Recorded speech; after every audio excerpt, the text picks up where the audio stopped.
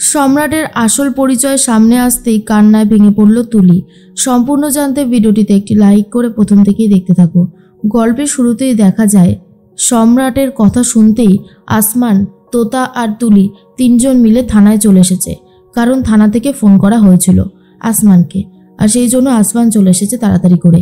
Officer তখন বলে, ও আপনারা চলে এসেছেন, খুব ভালো হয়েছে, আপনারা এখানে বসুন, আপনাদের সাথে অনেক ইম্পর্টেন্ট কথা আছে যেগুলো শুনলে আপনাদের হয়তো খারাপ লাগতে পারে। তখনই তুলি বলছি স্যার, সম্রাট কোথায়? ওকে তো দেখছি না, ও নিশ্চয়ই নির্দোষ প্রমাণিত হয়েছে, তাই না? ওকে ডেকে দিন না, একটাবার দেখি, মনে হচ্ছে কতক্ষণ যেন ওকে দেখি না। আর এটা শোনার পর অফিসার বলে, দেখুন, আপনাকে এবারে স্বপ্নের জগৎ থেকে বাস্তব জগতে ফিরে আসতে হবে, কারণ স্বপ্নের জগৎটা অনেকক্ষণ আগেই ভেঙে গেছে, সেটা আপনার কাছে দুঃস্বপ্নের মতন হয়ে দাঁড়িয়েছে। তুলি তখন বলে, এসব আপনি কি বলছেন স্যার? আপনার কোনো কথাই তো আমি বুঝতে পারছি না। অফিসার বলে, দেখুন, না বোঝার মতন কিছুই নেই, যেটা বলেছি সেটা খুবই সিম্পল একটা কথা, সেটা যদি আপনি বুঝতে না পারেন তাহলে আমি কি করতে পারি বলুন? সম্রাট বলে যেই ছেলেটিকে আপনি বিয়ে করেছেন সে শুধু একজন ঠকজচ্চরি না, সে অনেক বড় একজন ক্রিমিনাল। এই যে মেয়ে পাচারকারী আপনি শুনছেন, এর পান্ডাকে জানেন? মূল পান্ডাই হলো এই সম্রাট। আর এই সম্রাট এ যা বলে তাই কাজ হয়। দলের সবাই তো এর কথা শুনেই কাজটা করে। 4 জন মেয়েকে সত্যি বিদেশে পাচার করার কথা হচ্ছিল। এই যে তোতা দেবী, আপনার মা যদি ডেসপারেট না হয়ে এখানে না আসতো তাহলে কিন্তু অনেক বড় সর্বনাশ হতো। হ্যাঁ, এটা সত্যি কথা। ওনাকে দেখে আমার প্রথম ব্যাপক রাগ হয়েছিল যে এরকমভাবে কারো সম্পর্কে না জেনে দুম করে একটা অবজেকশন ঠুকে দেওয়া, এটা তো ঠিক না। কিন্তু পরে যখন ইনভেস্টিগেশন করলাম, আমার নিজেরই লজ্জায় মাথা নিচু হয়ে যাচ্ছে। সত্যি যদি সেদিন আমরা অভিযোগটা না নিতাম তাহলে শুধুমাত্র যে আপনার জীবনটা নষ্ট হয়ে যেত তুলি ম্যাডাম, তা না, আপনার সাথে আরও 3 জনের জীবন নষ্ট হতো, আর এই অপরাধীকেও আমরা ধরতে পারতাম না। সেই ক্ষেত্রে আমরা কি বলবো, লজ্জা একেবারে মাথা নিচু হয়ে যেত। তাই আমরা যেটা করতে পেরেছি সেটা আপনাকে বলছি।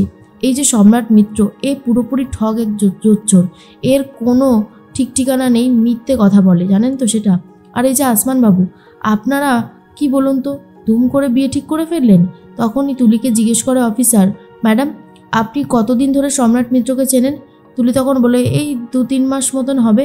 অফিসার বলে, 2-3 মাসে একজনকে বিয়ে করার মতন সিদ্ধান্ত নিয়ে নিলেন? ঠিক আছে, সিদ্ধান্ত নিয়েছিলেন, খোঁজখবর নিয়েছিলেন কি? তখনই আসমান বলে, আসলে অফিসার, আমরা কিন্তু খোঁজখবর নিয়েছিলাম ওর অফিসে ফোন করে, সবটাই দেখলাম ঠিকঠাক, তাই আর আপত্তি জানাইনি।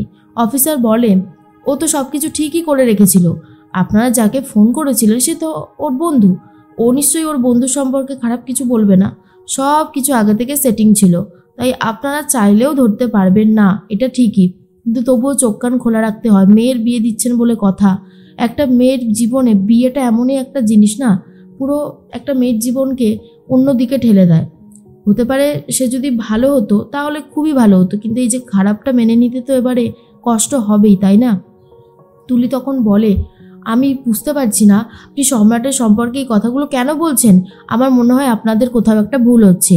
না, সম্রাটকে আমি খুব ভালো মতন চিনি, ও কখনো এরকমটা করতে পারেই না, আপনি ভুল করছেন স্যার।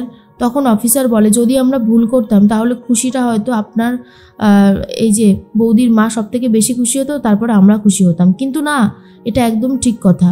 সম্রাট মিত্র আপনাকে যে কথা বলেছে, ওর বাড়ির অ্যাড্রেস, ওর অফিসের ঠিকানা, সব কিছু মিথ্যে এই কারণেই ওর সাথে এগুলোর কোনো লিঙ্ক নেই।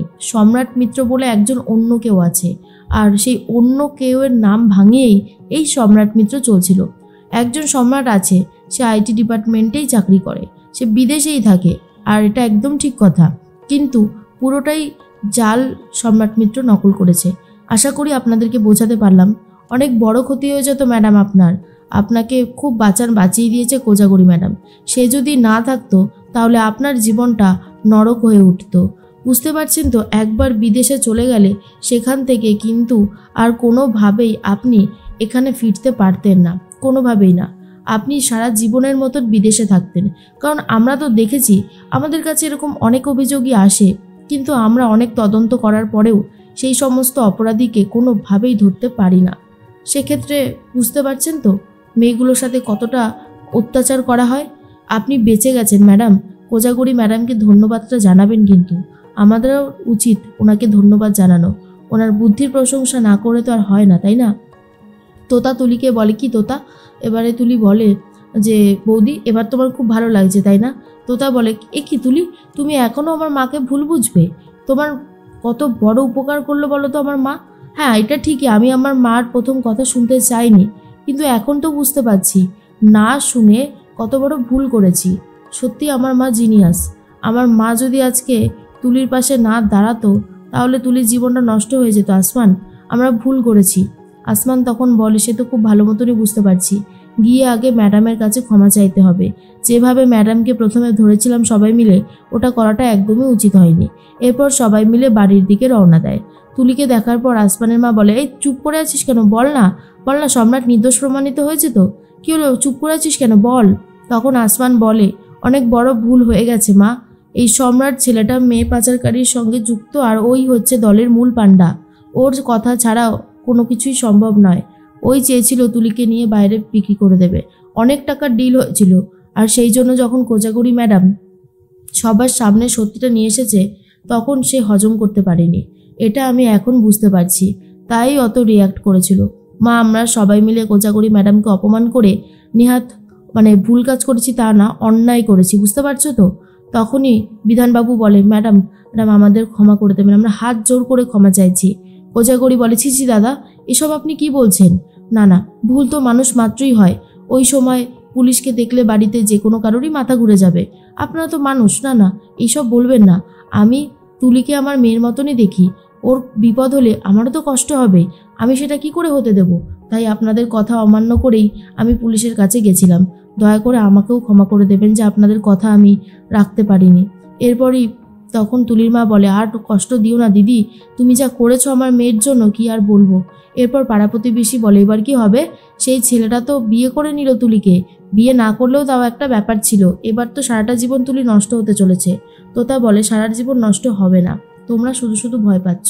তুলির মা তখন বলে, কত কষ্ট করে আমরা তুলির বিয়ে দিলাম, এত এত টাকা খরচা করে, সব শেষ হয়ে গেল দিদি। কোজাগরি বলে, কিচ্ছু শেষ হয়নি, গয়নাকাটি সবই তো আপনাদের কাছে রয়েছে, মেয়েটাও রয়েছে, আর খাওয়ানোর টাকাটুকু ধরে নিন, আপনার ছেলে চাকরি পেয়েছে, সেই অনুযায়ী আপনি সবাইকে খাইয়েছেন, ব্যাস, তাহলে তো আর কোনো কথা থাকবে না। আর তখনই কোজাগরির কথা শুনে সবাই খুব খুশি হয় আর বলে, সত্যিই তুমি অন্যরকম, তুমি ছিলে বলে এই যাত্রায় আমার মেয়েটা রক্ষা পেয়েছে, না হলে আমার মেয়েটার খুব খারাপ অবস্থা হতো, সে কথা অস্বীকার করবার জো নেই। তুমি ভালো থেকো দিদি, আর অবশ্যই আমাদের সাথে থেকো। কোজাগরি বলে, তোমরা শুধু শুধু আমাকে নিয়ে এত ভাবছো। আরে বাবা, আমি তো বললাম যে আমি তুলিকে নিজের মেয়ের মতো ভালোবাসি বলেই এটা করেছি। তুলি, তুমি ভেঙে পড়ো না, আমরা সবাই আছি, তোমাকে নতুন করে বাঁচতে হবে, নতুন করে আবারও সব কিছু শুরু করতে হবে, দেখবে জীবনটা অনেক বেশি সুন্দর হবে।